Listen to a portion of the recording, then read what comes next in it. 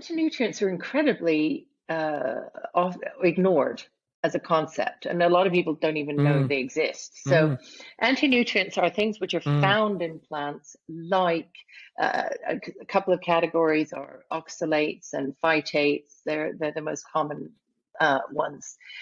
They're found in abundance in some plants, and what they do is they disrupt the body's ability to process other nutrients, and they sometimes they inhibit the absorption of other nutrients such as mm, iron and zinc. So the most important one for me, uh, the one that I came across first, was oxalates. And I mhm, remember first reading about them about the time that Liam Hemsworth got his case of kidney stones from his vegan diet, because he'd been having spinach smoothies with almond milk every day and really piling on those foods which are high oxalate. So spinach and almonds are two very, very high oxalate foods. And that gave him kidney stones, and he had to stop eating that way. I don't know whether he mm. stopped being vegan, but he had to stop eating that way.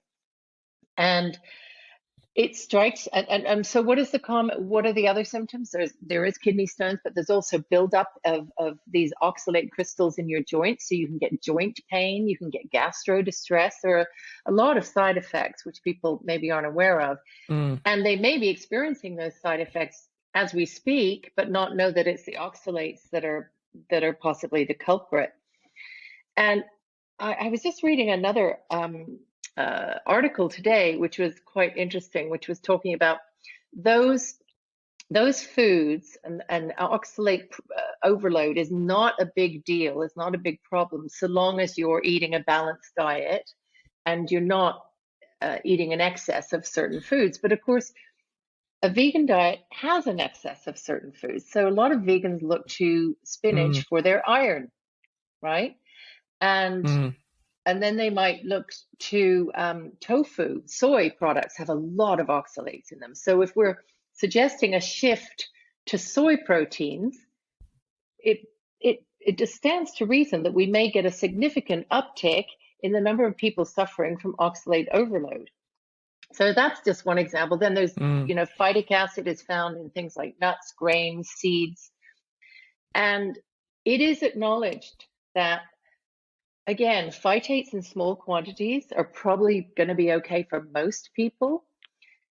Phytates in mm. large quantities will inhibit the absorption of zinc, and that's very dangerous. If you get a zinc deficiency, there are numerous outcomes for that, Mm. including mental lethargy and stunting, poor growth, retardation. Um, And again, we're encouraging, in this big push to steer away from animal proteins and move towards plant proteins. We're pushing people towards the nuts, grains, and seeds. I mean, how often do we hear eat more nuts, grains, and seeds? That's where the excess in Mm. phytates is going to come from.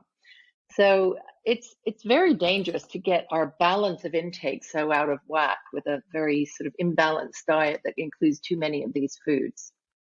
Thanks for watching the Radical Health Rebel YouTube channel. If you enjoyed this video, please be sure to share with your friends and family, or share via your social media. Hit the like button, subscribe to the channel, and hit the bell icon to receive notifications of new video clips from the podcast. And if you want to watch the full episode, completely ad-free, plus premium content, and join the Radical Health Rebel Patreon community, head on over to the Radical Health Rebel Patreon channel at www.patreon.com/Radical Health Rebel. Thanks again for watching.